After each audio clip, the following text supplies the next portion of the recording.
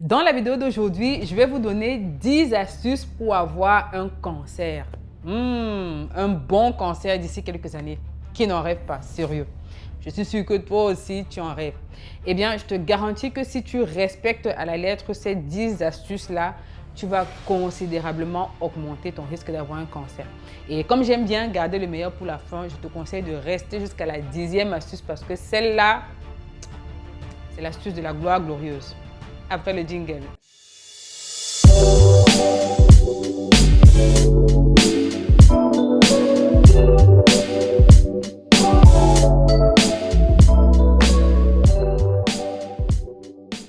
Bonjour à tous, j'espère que vous allez bien et bonjour à toi qui me découvre pour la première fois.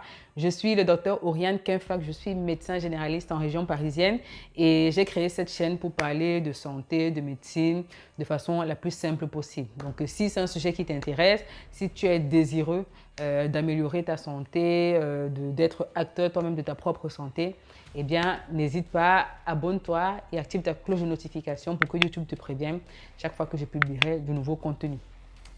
Alors, une fois n'est pas coutume, je vous donne aujourd'hui des astuces pour avoir un cancer. Première astuce, vous devez consommer régulièrement du lait de vache. Et ça tombe bien parce que peut-être c'est ce que vous faites déjà, n'est-ce pas? Peut-être même tous les jours. Un bon bol de lait avec ces céréales-là le matin. Quoi de plus naturel? Eh bien, continuez comme ça, vous êtes sur la bonne voie pour avoir bientôt un cancer. Pourquoi? Je vous explique. En fait, c'est quoi un cancer?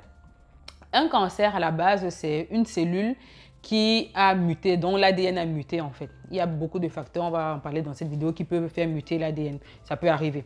Et normalement, quand ça arrive, le système immunitaire qui est compétent va reconnaître cette cellule-là comme étant étrangère et va la neutraliser tout de suite. Mais parfois, le système immunitaire, il est un peu défaillant, il est un peu distrait. Et donc, cette cellule-là, elle survit.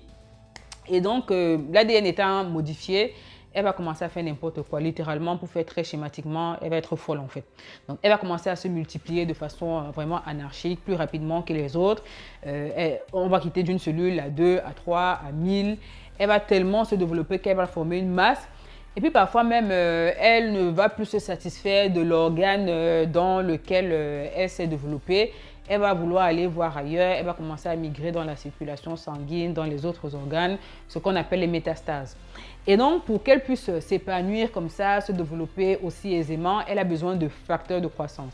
C'est pour ça d'ailleurs que quand vous avez un cancer, on vous donne des anti-facteurs de croissance, plus connus sous le nom de chimiothérapie. D'accord? Or, il se trouve que le lait de vache est riche, ultra riche en facteurs de croissance. Il n'y a pas un aliment qui est aussi riche en facteurs de croissance que lui. Et ça s'explique parce que c'est un lait qui à la base est destiné au veau. Un veau, quand vous le prenez à la naissance, le veau il fait quelques dizaines de kilos. Il fait 40 kilos en moyenne, un veau. Au bout de 1 mois, le gars a déjà triplé son poids de naissance. Au bout de 6 mois, il fait déjà 200, 300 kilos. Et plus il grandit, une vache à l'âge adulte, on est sur du 700, 800 kilos. Donc, je peux vous dire que pour qu'il soit autant gros, grand, qu'il grandisse aussi rapidement, il en faut des facteurs de croissance. Et ces facteurs de croissance-là, on les retrouve dans le lait. Et donc, quand vous buvez le lait, vous participez, donc, enfin, vous ingurgitez ces facteurs de croissance-là. Et donc, si vous avez une cellule comme ça qui se baladait et qui ne savait pas quoi faire, eh bien, vous allez l'alimenter. Donc, vraiment, continuez comme ça. Et je vous conseille même de prendre du lait non bio. Comme ça, vous aurez en prime tous les pesticides et les OGM avec lesquels on a nourri cette vache pour qu'elle produise autant de litres de lait par an. Donc, vraiment, continuez comme ça. Buvez du lait de vache tous les jours. Deuxième astuce pour avoir un cancer, surtout ne mangez pas de fruits et de légumes. Vous savez, les fruits et les légumes sont trop riches en antioxydants. Et les antioxydants luttent contre les radicaux libres qui font justement partie de ces éléments qui peuvent modifier notre ADN. Les radicaux libres, en fait, sont... Bon, je vais faire simplement. Les radicaux libres, en fait, ce sont des produits qui sont issus du métabolisme de nos cellules. Donc, en fait, on en fabrique nous-mêmes. Mais quand il y en a trop, ils vont être plutôt nocifs pour la cellule et notamment pour son ADN. Donc, plus vous avez de radicaux libres, plus vous avez un ADN qui est susceptible d'être modifié. Or, les fruits et légumes sont riches en antioxydants et le rôle des antioxydants, justement, c'est de lutter contre ces radicaux libres-là. Donc, si vous prenez beaucoup de fruits et légumes, vous n'allez plus lutter contre vos radicaux libres et donc vous allez diminuer vos chances d'avoir le cancer. Or, ce n'est pas ce qu'on veut, nous, on va avoir un cancer. Donc, surtout, évitez les fruits et légumes. Troisième astuce pour avoir un bon cancer, il faut être stressé. Vous devez être un stressé de la vie. Et c'est peut-être déjà le cas parce qu'aujourd'hui, franchement, il y a de quoi nous stresser. Hein.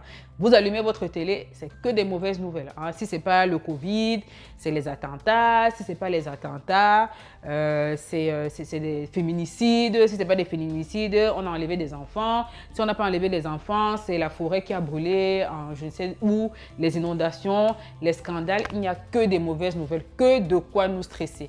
Vous allez au boulot, vous êtes stressé. Vous êtes dans la maison avec monsieur, peut-être, il vous stresse. Vous êtes dans la maison, les enfants, vous. Il y a de quoi être stressé. Donc, plaisez-vous dans cette situation de stress-là. Restez stressé. Ne cherchez pas à vous en sortir. Ne cherchez pas à vous organiser autrement. Ne cherchez pas à changer de boulot si c'est un boulot qui est stressant. Ne cherchez pas à vous séparer de votre homme s'il vous bat tous les jours dans la maison. Non, restez comme ça. Ne faites pas de relaxothérapie, de sophrologie. Restez dans votre stress-là. Toutes les études ont déjà montré que le stress favorise le stress oxydatif de la cellule aussi qui favorise le cancer. Donc, restez dans votre stress. Vous êtes sur la bonne voie. Quatrième astuce, et j'espère que tu es toujours là parce que je t'ai dit qu'il y a une 10e astuce là. Ne pars pas. Écoute, on n'a pas fini. Quatrième astuce pour avoir ton cancer, c'est consommer beaucoup de viande rouge. Et ça, c'est valable particulièrement si tu veux un cancer digestif. Tu sais, tu as le droit de choisir ton cancer.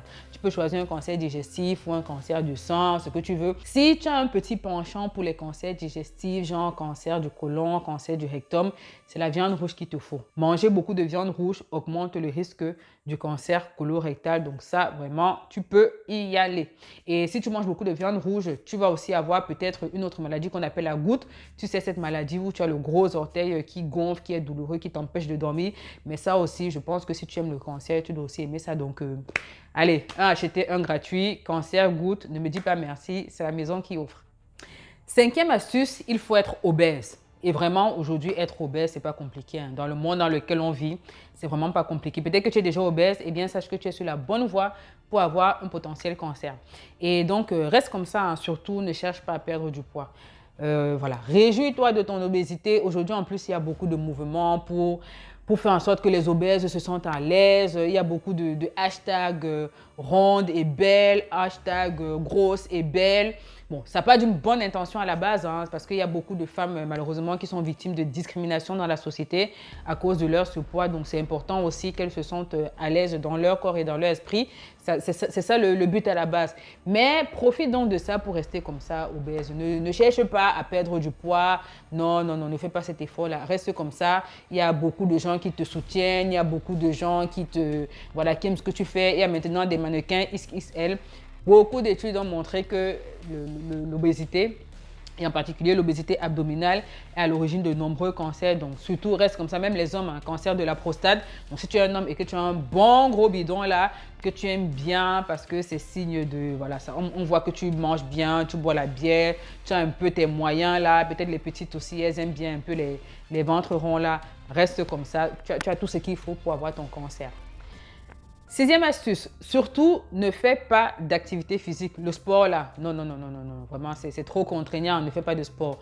Si tu fais le sport, le problème c'est que tu vas réduire ta capacité à stresser, tu vas réduire ton stress en fait, puisque quand tu fais du sport, tu sécrètes des endorphines qui te mettent dans un état, voilà, vraiment qui réduit ton stress. Donc si tu fais le sport, tu seras plus stressé et tu n'auras plus ton cancer. Pareil, si tu fais du sport, ça va t'aider à perdre du poids. Oh, ce n'est pas ce qu'on veut, donc vraiment, ne fais pas d'activité physique et tu augmenteras comme ça tes risques d'avoir un cancer. Septième astuce, la contraception hormonale. Ça concerne les femmes et ça concerne surtout celles qui veulent avoir un cancer du sein. La contraception hormonale, aujourd'hui, ce n'est plus un débat, ce n'est plus un doute, ça augmente le risque du cancer du sein. Et ce risque-là est corrélé à la durée d'exposition, c'est-à-dire que plus tu vas être exposé, plus tu as des chances d'avoir un cancer du sein.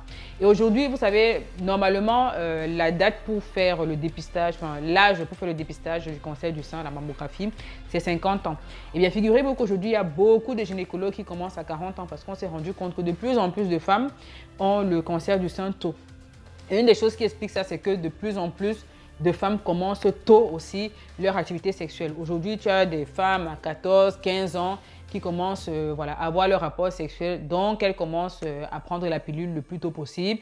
On est à 15 ans, la ménopause c'est à 50 ans, donc pendant quoi, 35 ans, si je fais le bon calcul, donc pendant 35 ans, tu vas être sous l'emprise des hormones comme ça. C'est ce qu'il faut faire. Continue comme ça. Toi, si tu m'écoutes, tu es une maman et que tu n'as pas fait ça, rattrape-toi sur ta fille. Hein. Quand elle a 15 ans, tu l'amènes, on va lui prescrire la pilule. Voilà, voilà, elle va être à l'aise. Quoi. Il faut qu'elle s'épanouisse, qu'elle ait une vie sexuelle épanouie. Donc voilà, continue. Toi qui as peut-être 30, 35 ans, qui as fini tes maternités, tu es sûr que tu ne veux plus d'enfants. Tu as 30 ans, 35 ans. La ménopause, à quel âge? 5 ans. 50 ans. Donc pendant 15 ans encore, tu vas continuer à bouffer tous les jours des hormones. Continue comme ça.